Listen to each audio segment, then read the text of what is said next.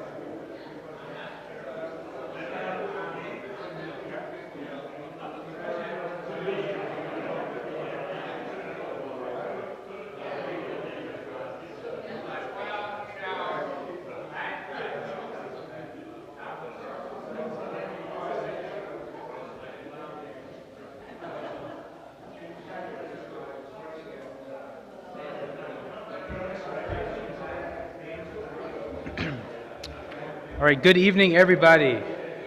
Thank you. Thank you. I'll be here all week. Yeah, good. You guys, those of you who are sitting could sit. That would be good. Everybody sit down. Really, I want to welcome everybody tonight to the fifth of our 12 lectures or talks on the spiritual and intellectual impact of Pope Benedict XVI. We've been highlighting as we go along the different samples of Pope Benedict's writing and from different perspectives of all the different people who have been offering these talks. And if this is the first of those nights, of these nights if you've come to or seeing online, you can check out the rest of them on our parish YouTube channel. This and all future talks on this series will be on that as well, so please check those out. As a reminder, if you're curious about how do I know what's happening in the parish and or how do I know which one of these talks is next or who is saying it, you could do the thing that you should be doing and read your bulletin. Thank you. We should all follow Father Smith's advice to read, mark, and inwardly digest all the good news therein. So if you're curious about anything happening here in the parish, read the bulletin, especially these talks will be there as well. For our next talk, mark your calendars here, 6:30 in Croghan Hall on July 8th is our own Father Tomlinson, who will be giving, he'll share the impact and importance of Benedict's famous Regensburg address, and you won't want to miss that. So please mark your calendar and come back next month. Okay, so last of the little bits of housekeeping, I guess. Now tonight, I have the privilege of welcoming our own Mr. Nathan Barontini, who's our principal here at our parish school. He has worked tirelessly in the faculty of the school to really challenge his students and our young people to dive deeply into their faith, and not only that, but to open their hearts to the beautiful intellectual tradition that is ours as Catholic Christians. So he's going to be sharing with us, especially a timely and eminently timely piece of work from Pope Benedict, which is Values in a Time of Upheaval. Please welcome Mr. Nathan Barontini.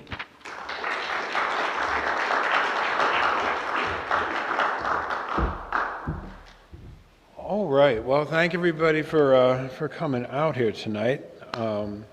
As Michael said, we're talking about a very timely book today. In this book, Values in a Time of Upheaval, Pope Benedict, he's very, I would say in some ways, very otherworldly thinker. He's a great theologian, one of the greatest authors and theologians that I think we have as a pope.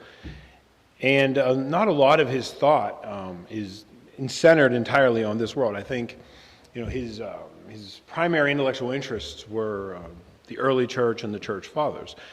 However, in this book, he takes a long, hard look at our modern culture, especially Europe. So some of the things, although I think now it's more and more applicable across all of the West, but in his original conception of this book, he's going to look at the moral life and then specifically how it applies to European politics of his day.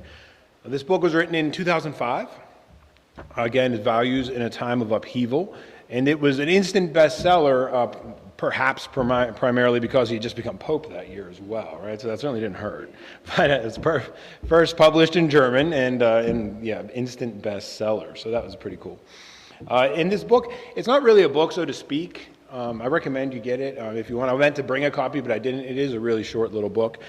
It's not, like I said, it's not a book so much as it is a collection of essays and speeches and other things kind of surrounding and dancing around the same topics of general thoughts on what morality and politics should look like in our world today. So he has it divided into three basic parts. The first part is politics and morality, so kind of starting at the individual level. Then he looks at Christians' responsibilities for peace, especially in the ethical tradition, and there he's going to he's going to be particularly interested in conscience and what role conscience plays in establishing what's right and wrong and what's moral, and he'll juxtapose that with a more traditional view of church authority. And then in his last part of the book, he asks, what is Europe? And then he goes on to establish what Europe probably should be. And it's important to keep in mind that as a 20th century person and thinker, especially a European, and again from Germany, Pope Benedict lived through a time of great moral and political upheaval, right? So we can think instantaneously if we're thinking about 20th century Germany, right? We think about the Nazis and their perversions of what morality is. And even though, unlike his predecessor, John Paul II, he didn't directly live under communism, but certainly he was very familiar with it, and he was right there on the front lines, helping John Paul combat communism intellectually. He was the head of the Congregation for the Doctrine of the Faith, as you may know, which essentially is the modern name for the Holy Office, which once upon a time was in charge of the Inquisition. So it's a hardcore theological and doctrinal office. So he helped to combat these ideas throughout his life. And as we probably know, right, so he ends up being the first pope in, I think, 800 years or something, to step away from the office, from least active political and doctrinal authority in the church. And so to focus more on his thought and on his writings and on other things of that nature. So he's a deep thinker, right? A very deep thinker, a theologian, and very well read, especially on the earliest sources of our faith. So obviously the New Testament, the Bible, and the church fathers in particular. So that being said, with that kind of view of things, you may not think Pope Benedict would be the person to speak on the modern world, maybe, if his intellectual studies have all been about the ancient world. But, even Pope Benedict spending just a little bit of time of thinking about something, right, is worth more than most of us thinking about it for our whole lives. I mean, we're talking about an incredibly brilliant man, right? So, great pope, right? Definitely one of my favorites. But let's delve more into the book. So the first part, as I mentioned, politics and morality. And here his basic question that he's going to ask is, how can a society be just? And how is it that we can live justly? And in his view, modern man has gotten away from a lot of that, right? So in the ancient world and in the medieval world, a lot of focus was placed on how to live a moral life and how that should be reflected in society. In the modern world, according to Pope Benedict, we see that man has gotten away from that a lot, right? And again, at this point in time, Europe is farther to the left than the United States. And so, as he says, conservatism has become a bad word, right? So Pope Benedict looks at society and he asks, what's the driving force of all modern politics? And in his mind, it's one word. He can summarize all of modern political thinking in one word. And that word he picks is change. Right? We may better say progress. That kind of has a more American flair maybe to it. But he says change. Change is the key word, right? Everything is what's new, what's changing. Like I would say in my class, medieval man, if they were making a sales pitch on a product, they would say, well, this is the way it's always been done, right?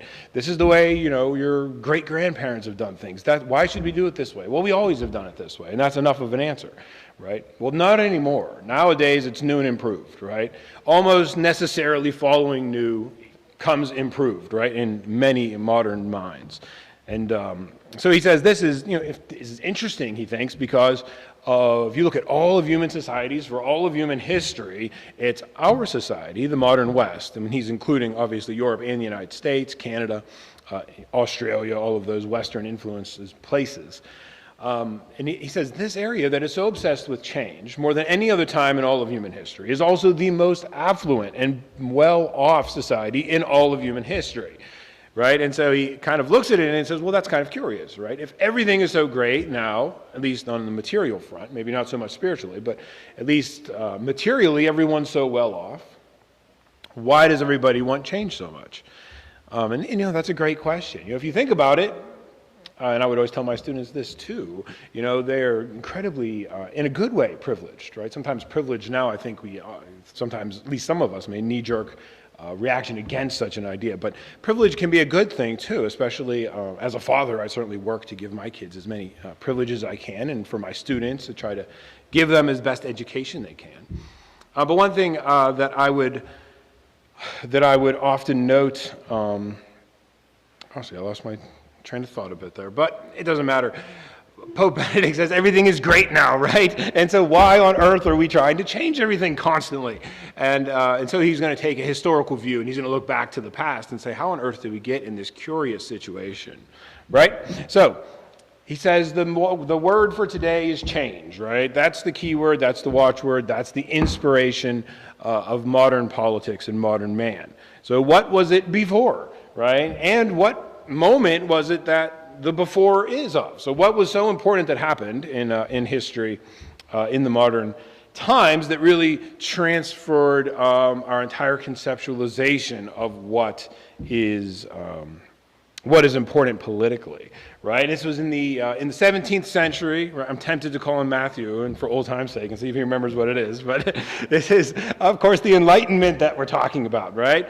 Whenever the idea, and a lot of the Enlightenment, we can react to maybe a little bit as Catholics, because what was so enlightening, according to the Enlightenment, was getting rid of all that Catholic stuff, right?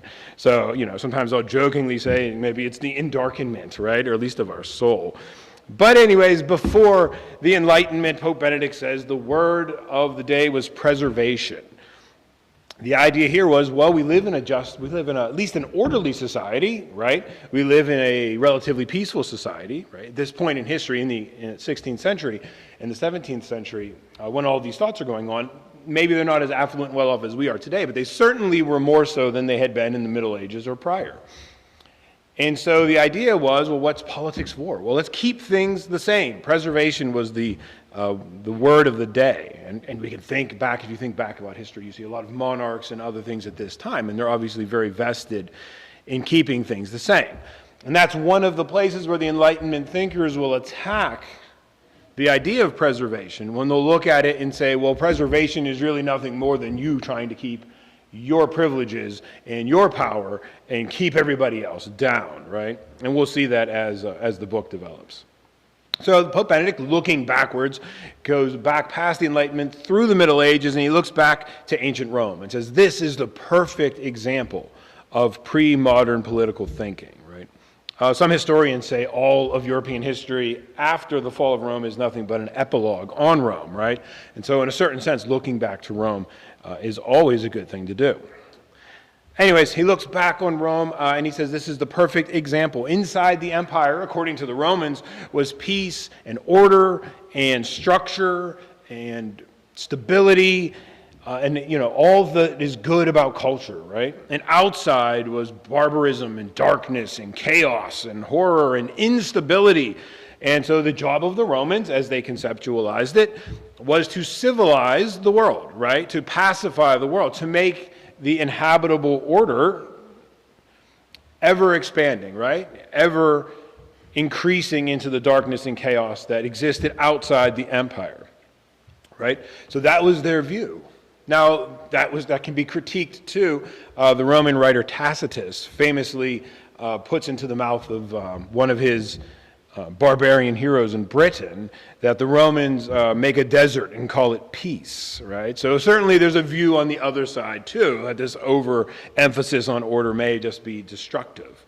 But certainly from the Roman point of view and later European point of view, the empire represents stability and success and a place where you can live your life without being afraid, of a barbarian force raiding and taking your head off or capturing your wife or whatever horrible things you want to dream up for barbarians to do. The Church Fathers, Pope Benedict notes, the Church Fathers had this same view of the Roman Empire, as does the New Testament itself, right? So, according to the Church, this is why St. Augustine will have the existential crisis whenever the Roman Empire falls. Here it's the city of God, right? How on earth could the Roman Empire of all places fall? And we'll see this idea of Rome will linger long. So, can Christ then be the new figure of preservation, right? Christ the King, the Prince of Peace. If peace and kingship and empire belong inside the empire, well then should Christ now be that new preserver, or as Pope Benedict says, should he be conservator mundi, right? Should he be the conservator, the great conservative of the world? And he rejects that. He says he cannot be the conservator mundi. He must be the salvator mundi, which is the savior of the world. And we'll see why. So he looks first, again, Pope Benedict looking now not just backwards, but globally in his scope. He says that the idea of a conservator mundi, a essentially conservative worldview, is shared across all ancient cultures, right? Until, well, we'll see there'll be one exception, right? But almost all ancient cultures will share this same view until Christ comes along and changes everything. And he looks at different cultures. We already talked about Rome, but he looks at China, where the Tao, if you're familiar with C.S. Lewis, I believe it's The Abolition of Man. He talks about the Tao quite a bit. The idea here is that there's an eternal order in heaven. Fair enough, of course, right? And that the idea of the Chinese government was to take that order of heaven and instantiate it on earth. So if anything was going wrong on earth, it's necessarily that we've gotten away from the eternal law of heaven, right? One way to think of it, and for the next few cultures here too, I think, is in our understanding would be like thinking about Eden as the perfect place, and the job of government is to somehow get us back to Eden, right? That's kind of, if you want to think of it that way, that's kind of the Chinese view as Pope Benedict sees it. India, he looks there, he finds the same thing. Now it's Dharma, which is a cosmic, social, and ethical order, which we are meant to conform to. Again, that order is eternal, and that is something we're looking always to conform ourselves to. And Buddhism he looks at too. Now, Buddhism isn't so much concerned with this world, as you may know. Buddhism sees this world as nothing but endless suffering that cannot be lightened ever, no matter what you do, right? It's going to be suffering. It's going to be terrible. And the hope there, of course, is for escape. Now, even though Buddhism doesn't look to conform the world to some eternal cosmic order, it does see the world as nothing but something static, and intrinsically static. But the West, he says, will take a separate path. And why is that? And where is that first found? Well, like I said, there's one exception. And we may think that we know who it is. Of course, it is the Israelites, right? It's the Jews. Israel is, unlike all these other religious traditions and systems, Israel is a historic fact, right? Our religion is historical in basis. Pope Benedict says somewhere else that, if the bones of Christ were found, that disproves our religion. Right? So any idea that we can somehow spiritualize our religion outside of the historical is ridiculous. So Israel, as something historical, we know history moves forward, and Israel especially does. We know that in our faith and in the faith of the ancient Jews, the goal was not to somehow get back to Eden, right? The angel's there with the flaming sword. You're not going back, right? God's made that clear. You're not getting back into Eden. You can't bring about Eden on earth either, right? So there's not this static thing that you can recreate, and there's no way back, right? Even if you try, God will not let you go back. So there's only one way, and that way is forward throughout history. And we see this throughout the Old Testament. Think about Exodus, right? There the Israelites are in Egypt, in slavery, but they got their flesh pots and all that, right? And we see as they leave, they look back sometimes fondly on that. But nevertheless, what is it? They're called forth for a forward progression to somewhere better, right? To the Holy Land. The Holy Land is there, somewhere, somewhen else, right? It's not backwards. You cannot stay where you're at. You must move forward. See the same thing in Abraham. Right? Abraham is an old gentleman hanging out in the city of Ur, which is a rocking place in the ancient world, right? He's hanging out in his dad's tent, having a good old time, but God comes and calls him where? He calls him on an adventure forward, right? Again, somewhere, somewhen else. And that's entirely unique throughout history, as we see. So this is a faith of change, a faith of progress, right? So you can see why change and progress will later still be important even when the world starts falling away from our faith. It's right there in the DNA, right from the Old Testament, right from the very, very beginning of the most ancient writings that we have that are the very, very foundation of all of our culture, right? Atheists may not like it, but it's true. Even all of their thoughts ultimately, as Pope Benedict will show, are dependent upon our ancient Christian and what he will say European, not that it's only European, but it's necessarily, Europe is necessarily Christian, as we'll see. Anyhow, so Israel is on the journey forward. So it's a journey of change. You were here in slavery, now you're in the Holy Land, right? You were here in Ur, now you're in the Promised Land, right? Doesn't always work out so well, right? So easily, just like history. Abraham is called out of Ur. You think everything's going to be grand and great, right? I'm off on a journey. God himself has sent me. It surely is going to be great. Well, of course not, right? There's famine. He has to go to Egypt, which is never a good place to be in the Bible, right? And then now he's back to the Promised Land. Everything horrible is happening to him. But he keeps faith, and he keeps moving forward. He keeps looking into the future. So we're not trying to conform ourselves to some eternal sameness, but indeed we're trying to create and instantiate the kingdom on earth. Pope Benedict, being a great man of Scripture, looks back and he finds these, especially, he points out, in Joshua and Maccabees. In Joshua, there's two visions that Joshua has of the earthly empires. They're conceptualized as a statue of increasingly less precious materials, gold and then silver and then iron and then clay, and these empires are going to collapse over time. They're going to be, actually, if you read the book of Joshua, you'll see a stone will fall upon the empires. It's a stone untouched with human hands, right? So God himself is going to bring down these empires. Later, they're seen as a series of beasts with the same basic idea, where the Ancient of Days, God, again, will come down and he will destroy these false pagan and persecutional empires and establish his people in a future empire in the Holy Land. Maccabees is showing, we're seeing the same thing there, but with a new twist, a new development that is going to have massive ramifications when we get to the New Testament.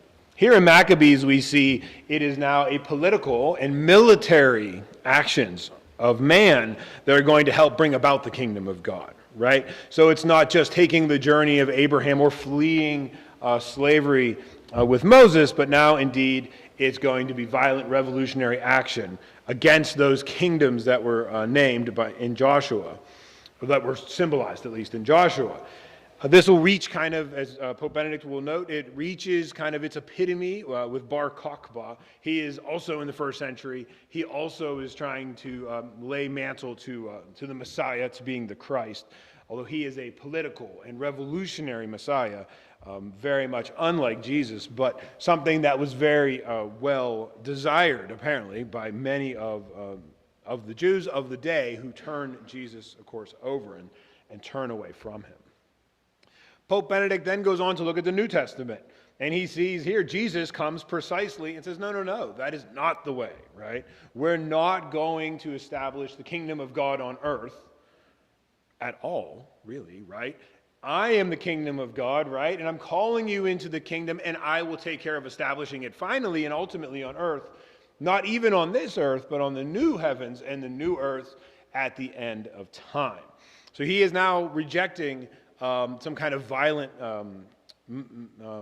establishment of the kingdom, but he still is not looking back. He's not saying there's a static view. It's not a return to Eden. It's not a flight from suffering, right? It couldn't be further from that. Take up your cross and follow me. So you're not going back to a view that would have been shared by the Chinese or the Indians or the Buddhists, right? Pope Benedict indeed says that, quote, the New Testament is totally free from any trace of revolutionary fervor. And he points to what he calls these death blows of this idea that Christians should be in revolt against the state. Romans 13, 1 through 6, and 1 Peter 2, 13 through 17. In both of these verses,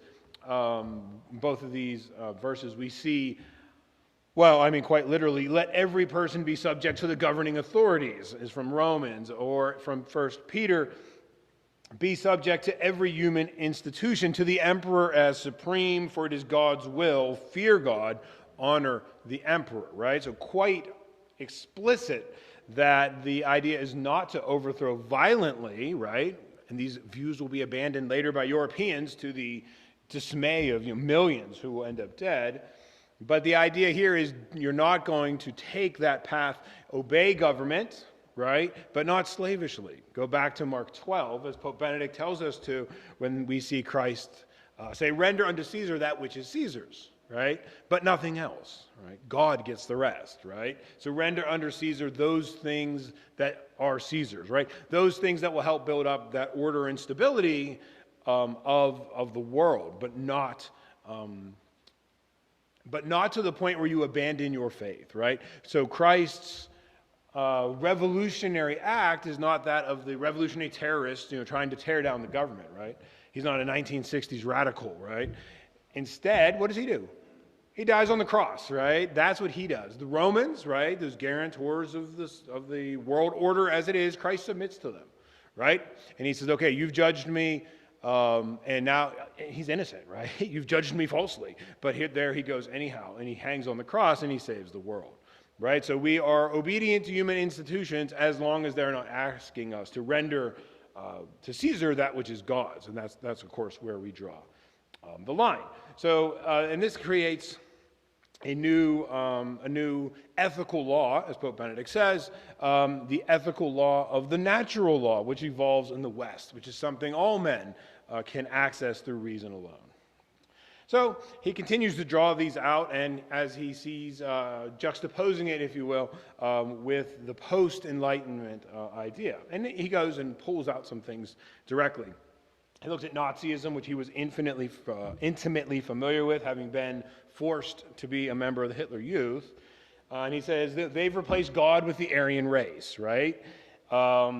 You can look at communism, does the same with the proletariat, the workers, or however the oppressed group will be defined, as that will change over time.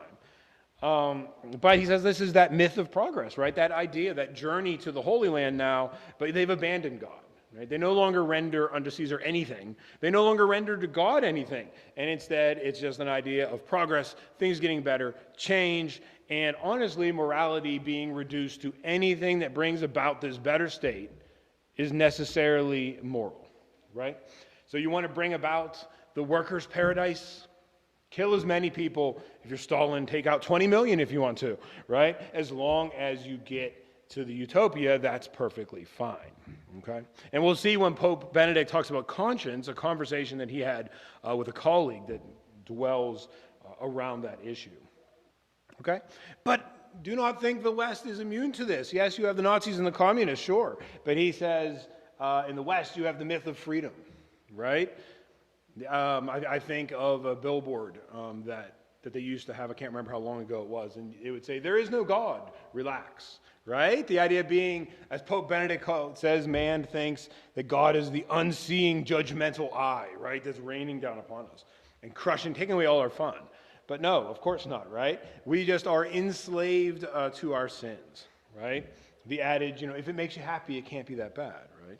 All of those things is what the West has now replaced God with. They see freedom, right?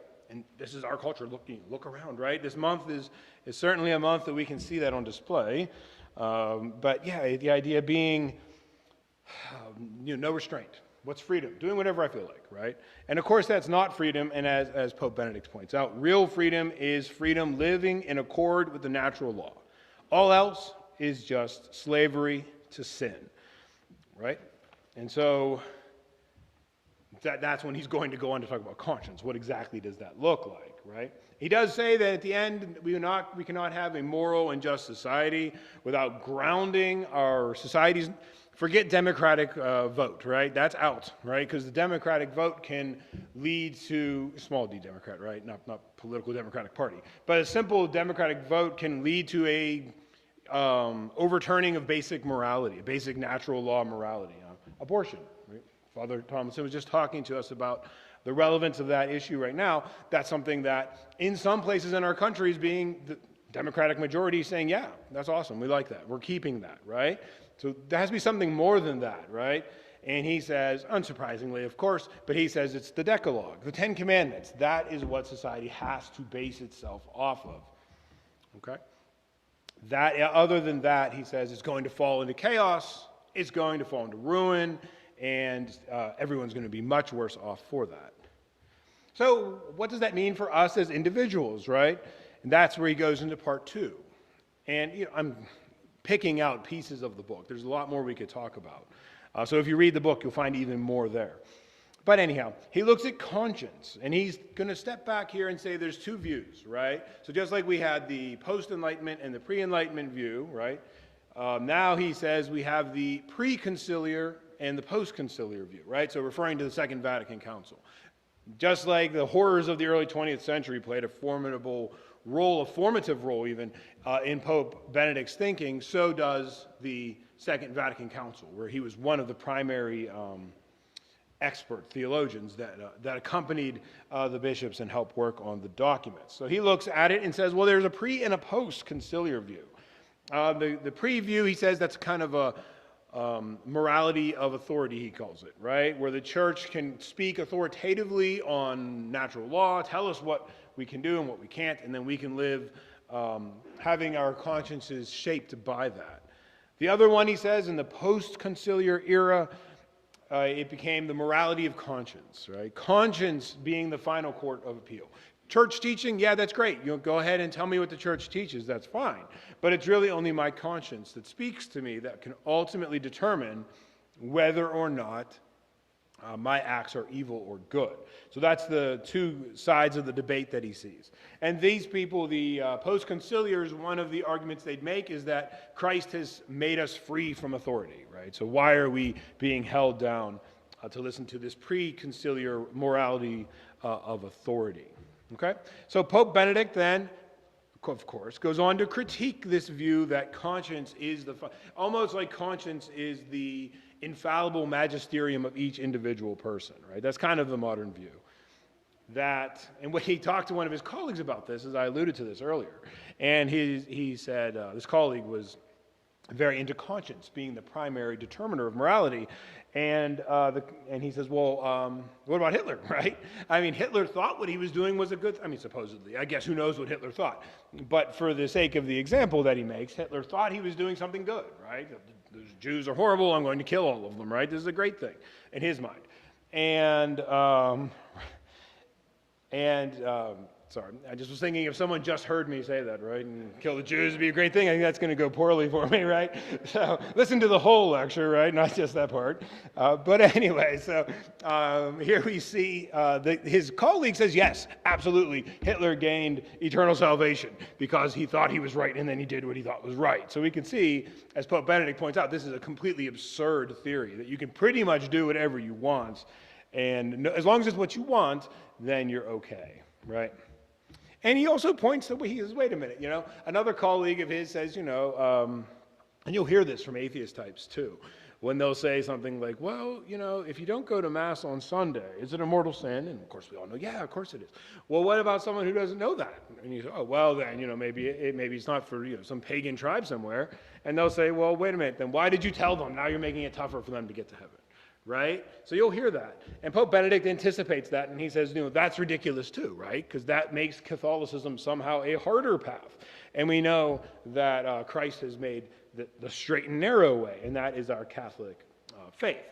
And he shows that, this whole conscience idea, this conception of conscience, isn't in accord with the biblical faith, whether it's the Old Testament or the New. And he says that while he basically, even if your conscience is so horribly darkened that you don't realize that doing that particular, murdering someone, killing Jewish people, supporting abortion, whatever it may be, even if your conscience is so muddled that you can't understand that what you're doing is wrong, right? So 3 conditions for mortal sin. One is you have to know, right? Grave matter, full knowledge, deliberate consent.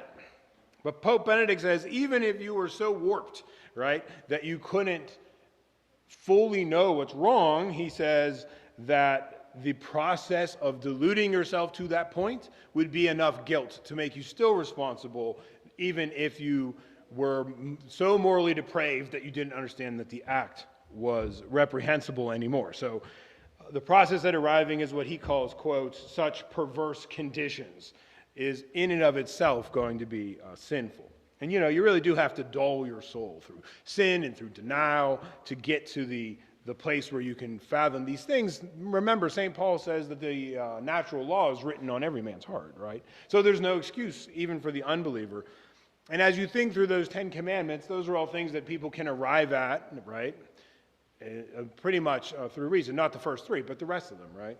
And one of the ways I would make that point in class would be that, well, you don't want those things done to you, so you necessarily know that they're wrong, right? So even if you say, well, what about Hitler? He thought those Jews were horrible, and he thought it was a good thing killing them. Well, he didn't want to be killed, right? So I guess eventually he kills himself, but it wasn't his ideal end, right? So he knows that killing people is wrong. Stealing, adultery, take your pick. We know they're wrong. We wouldn't want them to happen to us. And so there really is no excuse of ignorance, right? There's no salvation via deliberate ignorance. Okay, and so now he recognizes there's an important role for conscience, right? He's not saying there isn't. He actually quotes Cardinal Newman, who was asked to give a toast, I think, to the Pope. And he said, yes, I'll toast to the Pope, but conscience first. And Pope Benedict shows that while conscience is that important, like Cardinal Newman said, it's also, and the Pope second is essential too, right? So it's not, I can take conscience alone, right? But it's also not that conscience plays no role, right? In fact, deliberately acting against your conscience can be a sin too. Even if what your conscience is telling you is wrong, right? To deliberately ignore what you think is right and do what you think is wrong, right? So say you're a vegan, right? And then you go ahead and you eat a hamburger or something anyways. Well, we all know that the animals are there for our eating, right? No offense to anyone who may be a vegan, right? But anyway, it's a bad example maybe. But nonetheless, if you really do think that's murder, right? And then you go ahead and do it anyway, there's a certain amount of, I think, of guilt that could be attributed to you saying, well, wait a minute, you know something's wrong and you're doing it anyhow. Even though what you know is wrong isn't wrong at all. So conscience, yes, I toast to conscience first, but to the Pope second. And that second portion is every bit as much. It's the qualifier on the first. And we've lost sight of that, Pope Benedict believes. We've lost sight of that in our modern society, and that's why society is becoming more and more perverse. Right? And things may have, you could argue things have gotten a little bit more demonstratively worse since Pope Benedict wrote this book back in 2005. All right, well, I don't want to take forever, so I will wrap up with the last part of the book, which is what is Europe? So he's looked, what is a just society? What is conscience? How do all of these things work out? And now he goes and says, well, what is Europe, right?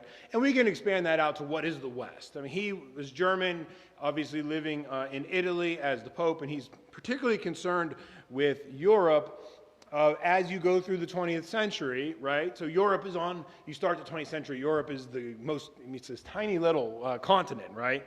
And he'll ask here, why is it even a continent? But we'll get to that.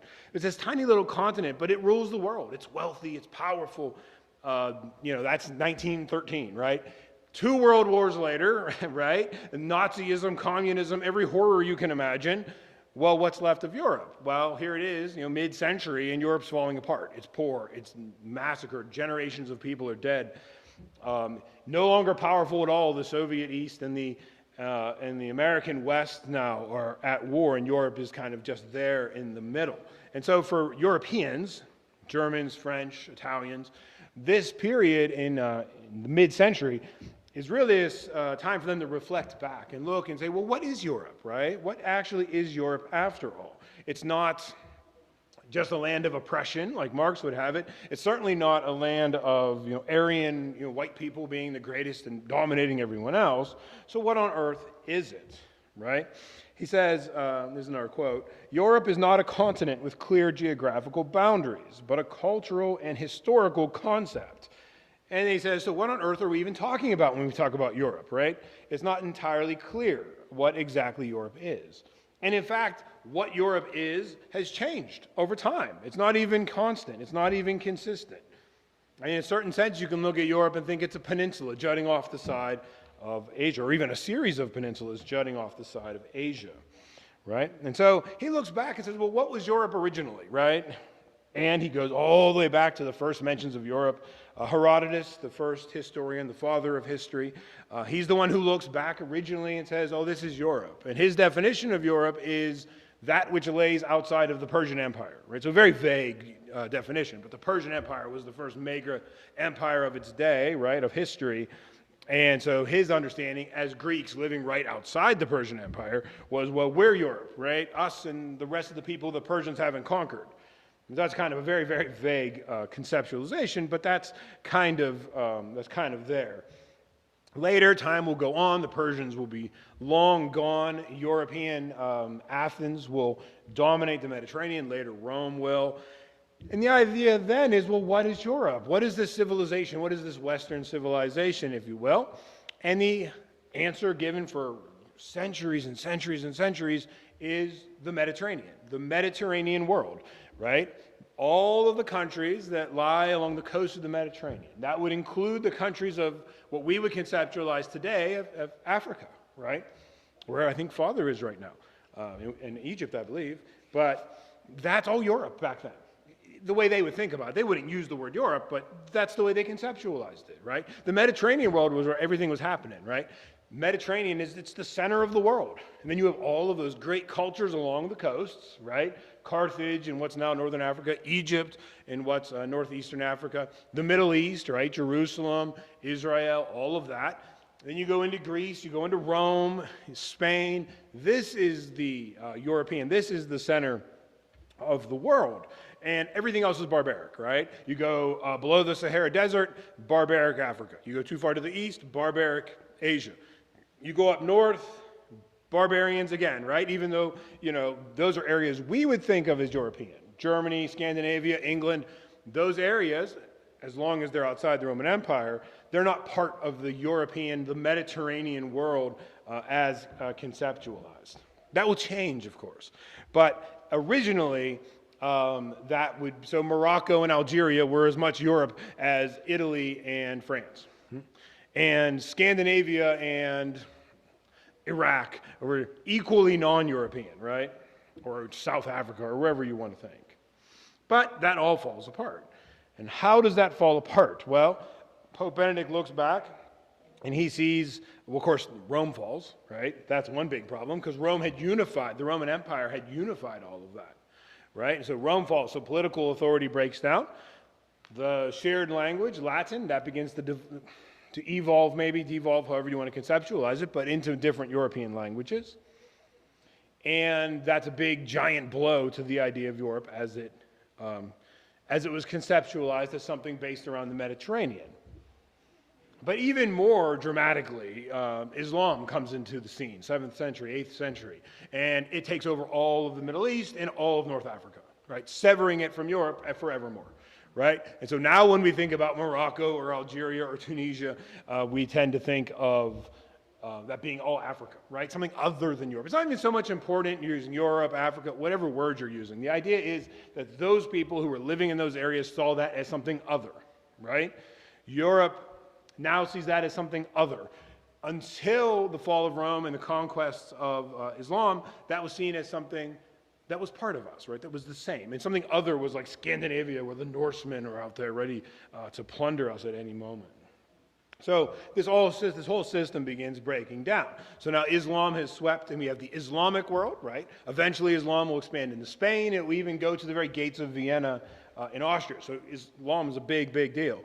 And it separates this whole European idea of being centered on the Mediterranean. Instead, now it becomes as the medievals would call it, they don't even really use the word Europe. You'll find it in a few scholarly sources here and there, but instead the idea becomes Christendom, right? It's Christendom now. Where do we live? We're in Christendom. What makes us different? We're Christians. Doesn't matter what color you are. Doesn't matter what part of the world, really. As long as you're Christian, right? Then you're part of Christendom. And if you're not, well, then you're not, right? And then there'll be holy wars waged against people and other things. But the idea being that Europe has been replaced by the lands of the Christians, right? The lands where Christ is king. So the southern Mediterranean now is out. And so this idea of Europe is now changing, right? This is important for Pope Benedict because he's trying to figure out what on earth does it mean today, right? And so as time goes by, he notes that there's a Sacrum Imperium Romanum that arises, right? The Holy Roman Empire, right? That comes about, and, I always say, Voltaire, quipped, it's neither holy nor Roman nor an empire, but Matthew may remember that. Yes, he does. Anyways, the idea of Rome now shifted north, right? The Holy Roman Empire is in Germany, right? And so Rome now is something different. Europe now is something different. And this idea of Europe, though, of Christendom, will break down as well. The old Roman Empire over there in Constantinople, that's still around, right? So Rome falls in the west, and another 1,000 years, the eastern half of the Roman Empire, with Roman emperors, who called themselves Roman emperors, are still existing, right? So they didn't get the news that the Roman Empire fell, right? And so later we call them, that's the Byzantine Empire. Well, they didn't think that. They thought they were the Roman Empire, right? So that's over there, and I say, that's cool, we're all still together, but that breaks down. They start, they're Greek-speaking, they have a different liturgy, it gets to be very kind of nasty. The first 3 crusades go and fight in the Holy Land, and then the 4th one goes and destroys Constantinople, right? Gets sidetracked into destroying Constantinople, and the grudge will grow. Eventually, Pope and Emperor excommunicating one another. The whole thing splits apart. So that kind of becomes like, okay, that's kind of like Christendom, but it's kind of like in the East too, right? And we still have that. Oh, that's Eastern Europe, right? So we have the West, but we got Eastern Europe too. It's like something kind of different somehow. It's part of it, but it's not, right? That idea starts coming. Eventually, Islam will slaughter off the Eastern Roman Empire. This is in 1453, destroy Constantinople, and then Russia will claim the mantle. Now we're the third Rome, right? We're the new empire. We're the Tsar. Tsar means Caesar, right? We're the Tsar. We're the new Caesars. We're the new Rome. So, and that will bring Russia into conflict, right, with the Holy Roman Empire, Germany, and with other parts of Europe. And we see that still playing out in a very real way, even to this very day. So we talked about Constantinople falling in 1453. Rome takes up that mantle. And then in 1492, right, Columbus sails the ocean blue, and Europe spreads all of a sudden, right? All of a sudden, so this isn't Europe anymore maybe, but this is now, and way across the Atlantic Ocean, right? Unfortunately, due to disease, as we know, the native population is annihilated, right? And the New World is settled. Well, it's settled by who? Well, it's settled by Europeans, and it's somehow part of Europe, isn't it? Right? You have England and you have a New England, right? You have Scotland and you have a New Scotland, Nova Scotia, right?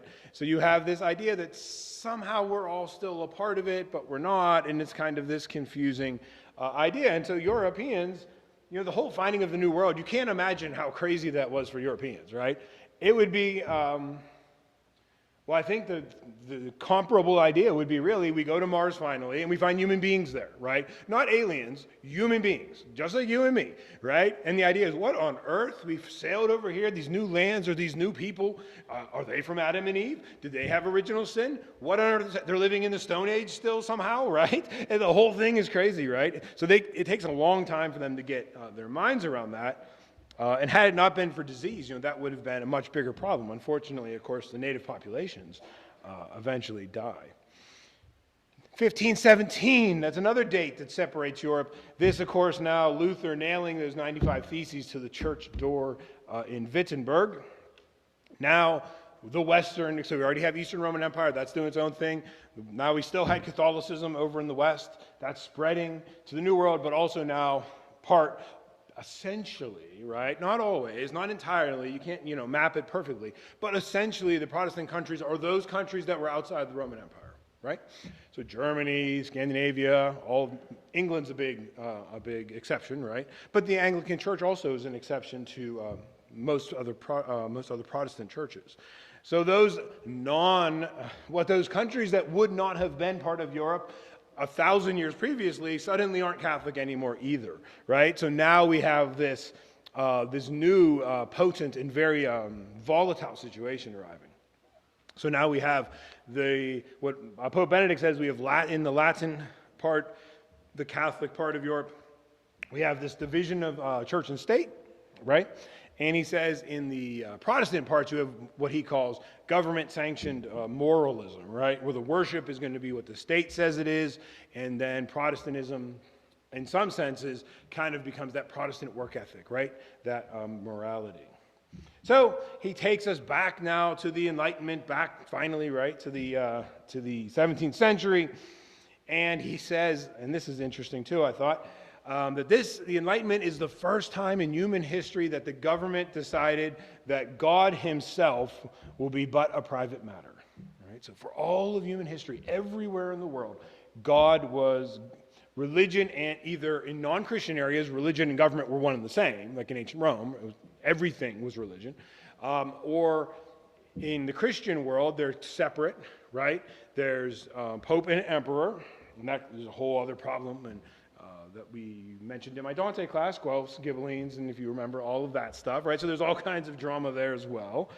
But he sees that complete division now in the Latin West and the separation of Protestantism into kind of this new moralism, leading precisely to a rejection of faith, right? So put yourself in the shoes of a Christian living in the Enlightenment.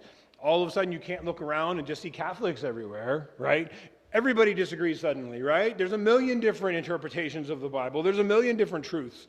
And so what are you to do? Well, what they do is they say there's reason that we all can understand, and then there's all this God stuff, and get that out of the way, get that to the side, right?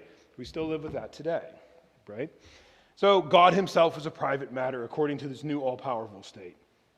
Progress now becomes that watchword. Pope Benedict says, reason, progress, democracy. Science is taking off all the while, right? So things seem to be progressing, right? Because they are technologically. Right? We're streaming this talk. That's not something we did when I was giving the Dante lectures, right? Things change in my classroom, and we went from the old smartboard to the new one, right? So things are always changing. Things seem to always be getting better, at least on a technological front and in the sense of affluence, right? There are less poor people. Even the poorest people, maybe not the poorest, even lower middle class people today eat better than Augustus Caesar, right? They have more food choices than he could have imagined. They have more types of entertainment than he could have imagined, right? So people live pretty well in the West. But as we started with, right, now we want progress. We want more and more and more, right? Science is leading the way. Science is the new God. Science gives us a better world, so everything should keep becoming better. And as we know, out of this emerges Marxism, right? Which is atheist. I mean, it's necessarily and absolutely atheistic, right? Marx is very clear on that. And go back to what Pope Benedict was saying earlier whenever he says that anything bringing about the utopia is moral, and, quote, that is a rupture of the entire moral tradition of mankind, right? So only some abstract future now matters, right? To go back to that idea of progressing towards the Holy Land, right? Now, man wants the kingdom, but he doesn't want God in it, right? That's Johnny Cash, I think, sang that in one of his songs. Wants the kingdom, but no more God. This develops throughout the 19th and 20th centuries, and we won't go into great detail, but lots of important things are happening there. The world wars come and go. Europe is left desolate. Birth rate plummets, mass migration from non-Christian, non-European world to this very day poses existential problems in Europe. And the idea is, what on earth can Europe be, right? So Pope Benedict has come all the way back to the modern day. What can Europe be now, okay? And he points to only one thing, right? That the idea of Europe has to be grounded ultimately, not in race, that led to Nazism, not in class, that led to Marxism, not in freedom, that leads to all of the crazy things we deal with today, but in God, in the Decalogue, in the Ten Commandments, right? He notes that the idea that maybe there's no God, don't worry about it, right? He says that's not new, right? That's as old as sin, right? That's what Adam and Eve did, right? That's what Satan did in the garden. Oh, there's no God, right? You'll be like God if you eat this fruit, right? And what happens? Man is kicked out of Eden. And Pope Benedict notes that absence of God leads to solitude. And that solitude, and I think this is really true, right? Think of the worst punishments we impose on people short of killing them, right? Absence of God leads to solitude, and solitude is man's ultimate sorrow, right? Right? Even with a kid, if they're being really bad, maybe you put them in time out or something, right? Being by yourself, that's not typically something that most people enjoy a whole lot, right? What happens when you're really bad? You go to prison. What happens when you're bad in prison? You go to be all by yourself in prison, right? And then what happens? You go insane if you stay there too long, right? We're meant for communion, primarily with God, also with each other. Why? Well, Pope Benedict says, the lack of love is the core of human suffering, right? So we are made for communion. Being outside of communion is human suffering. And that is because God has specifically made us for communion with himself in his image and likeness, right? Because God himself is a communion of persons, as we all know. So get rid of all the ideologies of race, of class, of do whatever you feel like, libertinism, right? All of that. The goal of the state, he says, can't be establishment of unlimited freedom, but it has to be a provision of order and truth, right, which is a scary word for people today, right, but order and truth and safety out of chaos, right, and unlimited freedom leads to nothing but chaos, and turn on the news and you'll see that, right, anytime you want. right? So unlimited freedom, which is really slavery to sin, ends up in chaos. We can't live in chaos, and it's and this is, Pope Benedict would, no doubt, see this even more today than ever. People are lonelier and lonelier, right? And less happy, despite all of our affluence, right? Because solitude, again, is man's ultimate sorrow. So Christianity alone, he says, has provided the separation of church and state, which protects both. The church is kept from desecration. The state is kept from divinization, right? So the state isn't supreme. The church has its own sphere, right? This goes back to Dante too, if you remember, right? The idea of the Pope and the Emperor, and are there two lights, or does the Emperor get his power from the Pope, and how do all this stuff work out? Well, it all worked out well with going back to that basic idea that Christ leads forthwith. Render unto Caesar that which is Caesar, and to God's that which is God's. And without that foundation, right, really, the whole world falls into chaos, but he says Europe cannot exist. It will not continue to exist, according to Pope Benedict, unless it can re-embrace its Christian foundations.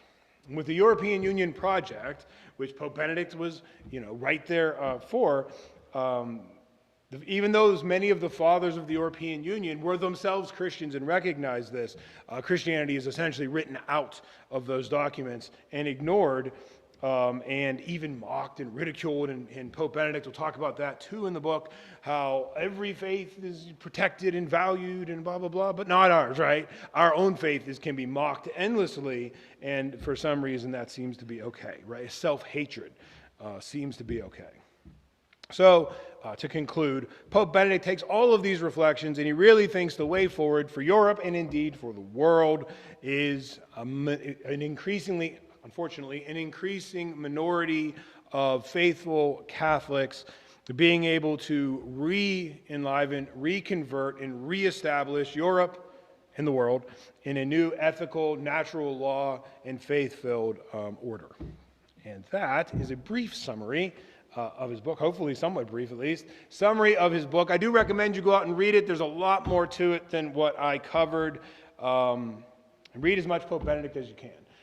When I was converting to Catholicism from atheism, one of the people that really pointed me in the right direction was Pope Benedict and a lot of his writings. He's a brilliant writer, was a great pope, sadly missed, and his guidance in the church was certainly singular. So we very much appreciate his pontificate, and of course keep his soul in your prayers until he is canonized as a saint, which hopefully will be someday soon. All right, thank you all for listening.